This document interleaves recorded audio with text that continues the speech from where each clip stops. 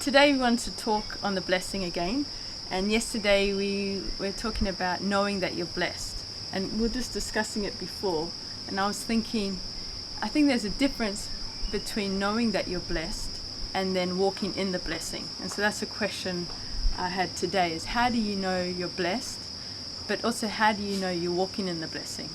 Because I think a lot of people, they ask the question, well, I know I'm blessed, I know, but I'm not seeing it in my life. So what is the distinguishing factor to know that God is blessing my life? So what is the factor? It's a good question. I think, for me, foundationally is you got to know that God loves you, because I think so many of us, probably everybody thinks, why on earth would God want to bless me? Like I've messed up, I've sinned, I've done stupid things. Why would he want to bless me? So I think only knowing that actually God loves you and that he has good things for you is a foundation to start off, because we don't deserve it. We haven't earned it, like what we were saying yesterday. But actually God loves us so much that he has blessed us. Like with Adam and Eve, he blessed them, he gave them everything. But also with Abraham, we're the seed of Abraham, and we're a part of Abraham's blessing.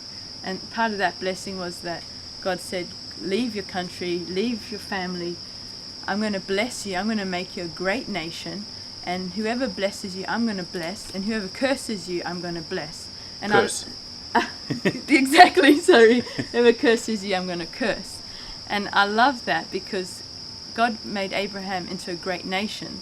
But also he made everyone that was a part of Abraham great. And I think when you're on the blessing of God, he makes you great. He makes your name great. He makes what you put your hands to great. Everything that Abraham did, God blessed. Yeah. So I think we're a part of that, just as an outward appearance. Whatever we put our hands to is blessed. Is everything that you put your hands to blessed? Probably not. Some of it's probably cursed. Have you got any examples of things that have been blessed by your hand, by God's hand through your hand?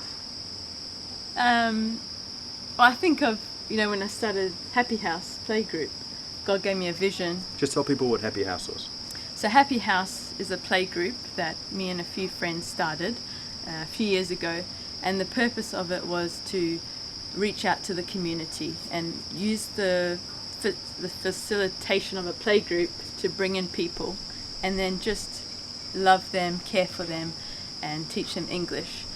So we started that. But if you know me, I'm not a teacher, I'm not experienced, I'm not great at standing in front of a camera or talking in public. It terrifies me. But I got this vision from God, and it stirred me so much that I knew I got to respond to this, and that drew me out, drew me past my insecurities and past my shyness and fear. And we started it, and it took about a year, but there came a point where one Saturday everything shifted and kids and families started to come.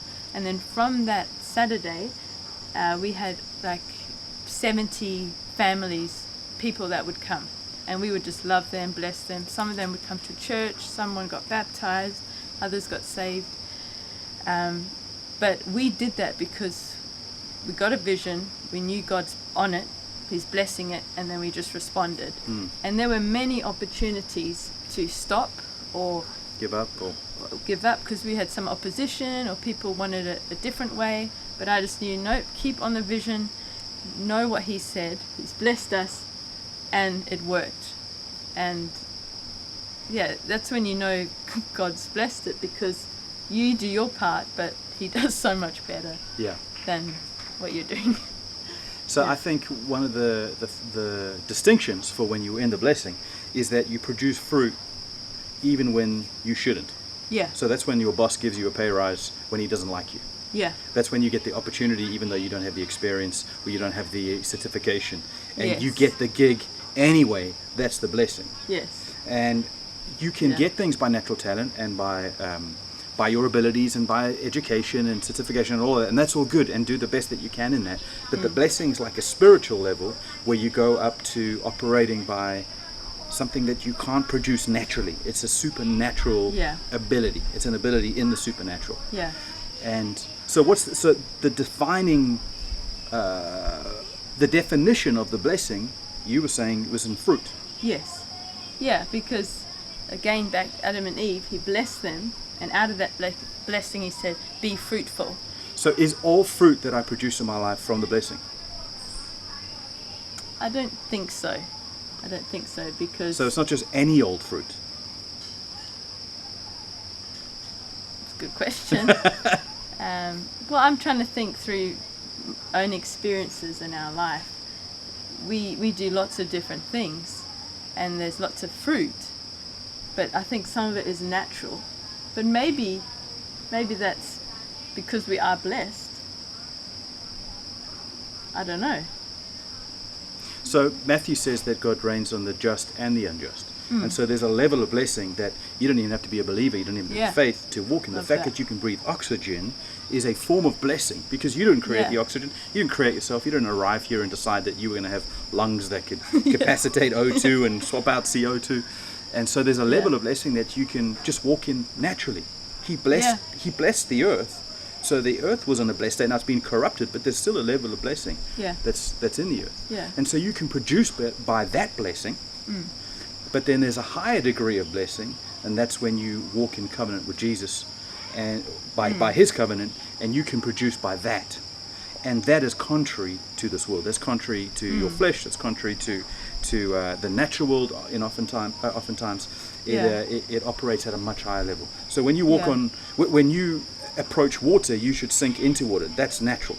Yes. And actually, that's a blessing. Without that ability, without that fact, that scientific principle, we'd be in a lot of trouble. But Jesus was somehow able to walk on the water, which was in contradiction to the natural principles.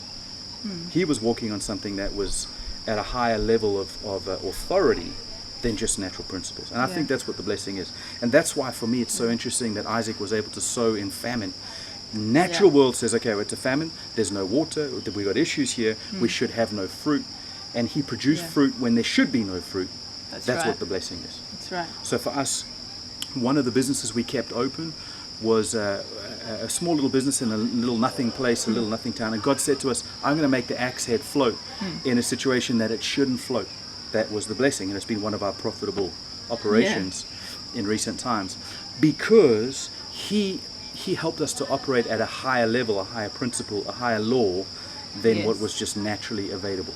There's a lot of other businesses that were making more money than us in the same sort of situation in different environments, but in this time of famine, there's a distinction that's happening between those who are walking in the blessing and those who are just walking in the blessing, like the natural rain on the just and the unjust blessing. So how do you transition from just walking in natural blessing that God instituted from the creation of the earth, but it's corrupted now, so you only get degrees of that natural blessing, and a supernatural blessing?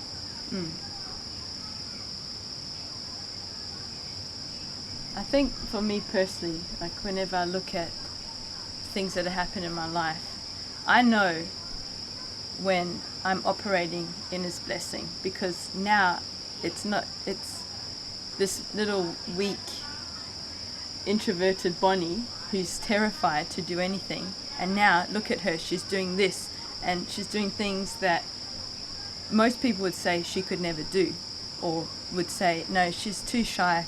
Like, you know, I got a job and people thought I can't do that job. Like, I got paid really well, but I knew that I could ask for that because I knew I was blessed and I could produce those skills.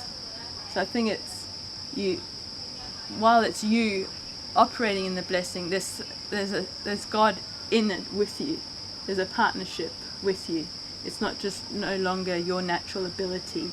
It's more than just the natural blessing that you're talking about. It's more supernatural. It's him giving you the strength, him giving you the strategies, him telling you when to talk to that person or when to do that in that situation. It's more than just what you see with your eye. Like often I will instinctively feel things, I will know things internally, and I will respond out of that. It's more than natural. So what I would say is when the disciples were fishing, and we've said this before, but they were working hard all night and they caught nothing. They were subject to the markets. They were subject to whether there was a famine. They were subject to whether it's bull or bear. They were subject to what everyone else was subject to. And whilst the sun was shining, everyone made hay. And when the sun's not shining, everyone struggled together. And so that's a level of natural blessing. Yes. But when Jesus came along and he took authority of the boat and said, okay, you give me your nets, you do as I say, and you partner with me, they became super abundantly blessed, to almost with a point their business, their boat, could not handle the blessing that was coming. They were so burdened with blessing, their nets almost broke, because obviously they had a level of expectation in the natural blessing that didn't include their nets being so full that a second boat had to come and rescue them in some of the accounts. And so I think there's a partnership. This is what you're trying to say, I reckon. Yeah. There's a partnership in the blessing that comes. Yes. That it supersedes the natural laws. It produces much better than the natural laws, because you're in partnership with the supernatural one. That's well said, Sean. That's exactly. And so what we'd like you to do is comment below of any testimonies that you've had where you can see that you have superseded natural blessing. You've come into a covenantal blessing. And in the next couple of days, we're going to talk about blessing and go deeper into what that is and how to transition into supernatural blessing, and then give a few more testimonies on some of the things that we've done that have really blessed us from a place of revelation, that has now allowed us to not just be blessed, but to bless others because we're so blessed. And I think that's the whole point of the Abrahamic covenant, was I'm going to bless you so you can just have a nice yacht. No, that's what he did with Noah. I'm going to bless you so that you can be a blessing to all nations. So tune in next couple of days. We'll be talking about that. Yeah. Amen, Bless you. sister. Bless you.